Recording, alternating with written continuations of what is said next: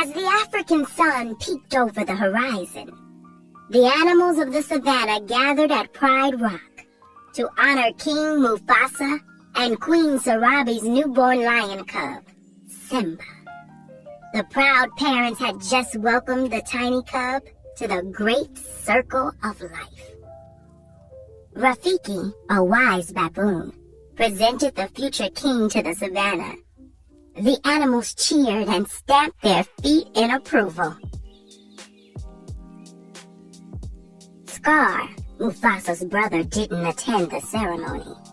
Scar had been next in line to rule until Simba was born. He wanted to get rid of the young cub so he could be king. Life's not fair, is it?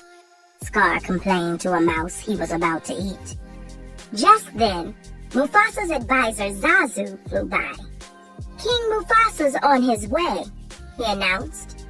Mufasa was not happy that Scar was absent from the celebration. Sarabi and I didn't see you at the presentation of Simba, said the king. As Mufasa's brother, Scar should have been first to greet the cub. Scar shrugged and told the king that he forgot. Then he walked back to his den. Don't turn your back on me, Scar, said Mufasa. Perhaps you shouldn't turn your back on me, Scar warned. As time passed, Simba grew into a curious cub. Mufasa had promised to teach him about being king, so one morning he took Simba to the top of Pride Rock. Look, Simba, said Mufasa, everything the light touches is our kingdom. But he cautioned his son never to go beyond the boundaries of the kingdom. Later that day, Simba visited his Uncle Scar. My dad just showed me the whole kingdom, and I'm going to rule it all, he said excitedly.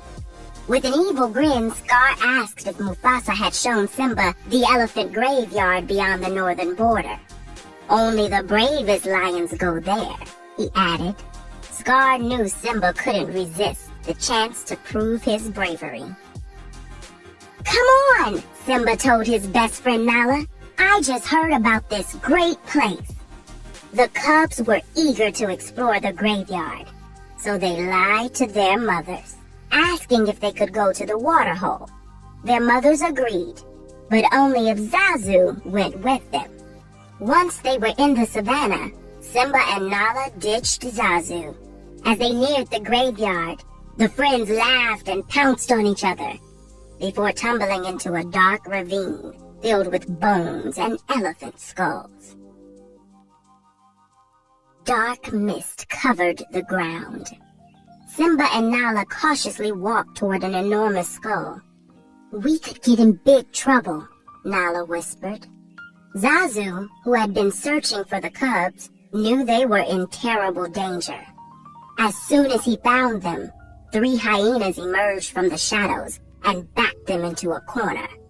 We'd love you to stick around for dinner, said Shenzi, the leader of the trio.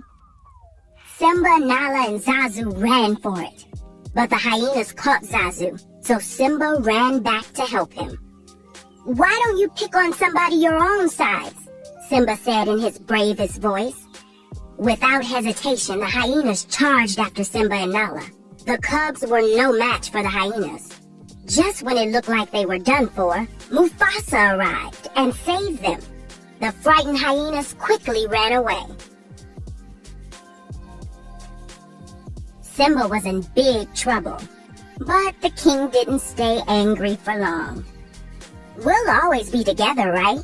Asked Simba. Look at the stars, Mufasa said. The great kings of the past looked down on us from those stars. Just remember that those kings will always be there to guide you, and so will I. Meanwhile, Scar was angry that the hyenas had failed to kill Simba. I'd practically gift-wrapped those cubs for you, he told them. But Scar had a new plan. Be prepared, he announced, for the death of the king. Why? Is he sick? Asked a hyena named Ed. "No, fool. We're going to kill him. Simba, too," he said. The next day, Scar brought Simba to a gorge where wildebeest were grazing nearby. "Now you wait here. Your father has a marvelous surprise for you," he said. When Scar was safely away, the hyenas chased the wildebeest towards Simba. Then Scar ran off to find Mufasa. "Stampede! In the gorge! Simba's down there!" he said. Mufasa immediately hurried off to save his son. Mufasa managed to rescue Simba, but the herd carried the king farther down the gorge. When he tried to climb out, the rocks crumbled beneath him. To Mufasa's relief, he saw Scar above him. "Brother, help me!" he cried out. But Scar dug his claws into Mufasa's paws. "Long live the king," he whispered, before throwing his brother back into the gorge. Once the stampede cleared, Simba found his father lying lifeless at the base of a cliff. He tearfully nudged Mufasa's paw, but the great king did not stir. Then Scar appeared. "Simba, what have you done?" "It was an accident," said Simba. I didn't mean for it to happen. What am I gonna do?" The poor cub was overwhelmed with grief. "Run away, Simba," Scar instructed. "Run away and never return." Scar watched as Simba fled the only home he'd ever known. Once the cub was out of sight, Scar ordered the hyenas to kill him. They chased Simba through the gorge and up a steep cliff. Desperate to escape, Simba leaped into a thorny thicket below. The hyenas skidded to a stop when they saw the thicket. "He's as good as dead out there," they agreed before returning to Pride Rock. Back at Pride Rock, Scar broke the news of Mufasa's death. Sniffling between words, he explained that Simba's young life was cut short, too. "It is with a heavy heart that I assume the throne," he said, before declaring he would rule alongside the hyenas. The lions hung their heads as King Scar ascended Pride Rock. Simba ran and ran until he couldn't run anymore. Exhausted, he fainted under the heat of the desert sun, where a meerkat named Timon and a warthog named Pumbaa found him. The cheerful friends brought Simba home with them. When Simba woke up, he was still sad. But Timon and Pumbaa explained that when life gets them down, a certain phrase helps them feel better. "Repeat after me," said Timon before clearing his throat. "Hakuna Matata." Simba didn't understand, so Pumbaa explained. "It means no worries." Simba liked this motto and his new friend's carefree lifestyle, so he decided to stay with them in the jungle.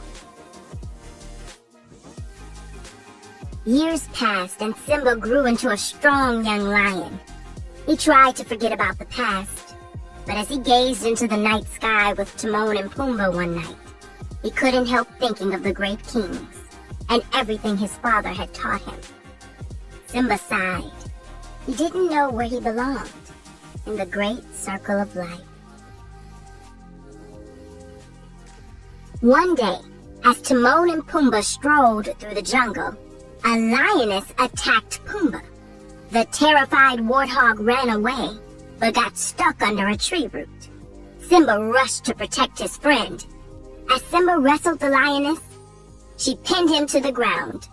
Simba quickly realized it was his old friend Nala. As the sun set, Simba showed Nala around the beautiful jungle. They were so happy to see each other again, but something was on Nala's mind. "We've really needed you at home," she said.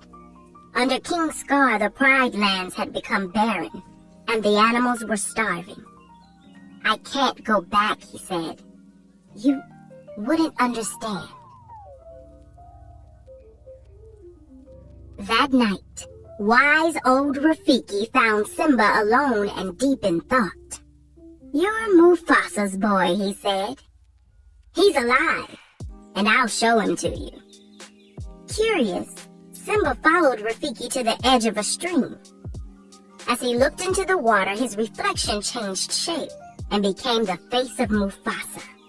"You see, he lives in you," said the baboon. Mufasa's face then appeared in the clouds and began to speak. "Look inside yourself, Simba. You are my son and the one true king." The clouds faded away and Simba knew what he had to do. "I'm going back," he told Rafiki, and immediately set off for Pride Rock. When Simba reached the kingdom, he couldn't believe his eyes. The once bountiful land was now dry and barren. Just then, Nala, Timon, and Pumbaa ran up behind him. Rafiki had told them that Simba had returned home, and they all wanted to help their friend reclaim the throne.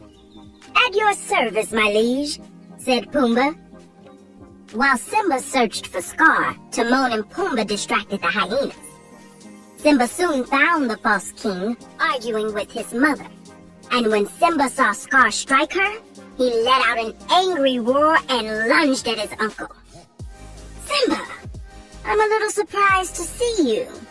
"Alive," said Scar, eyeing the hyenas. "The choice is yours, Scar," said Simba. "Either step down or fight."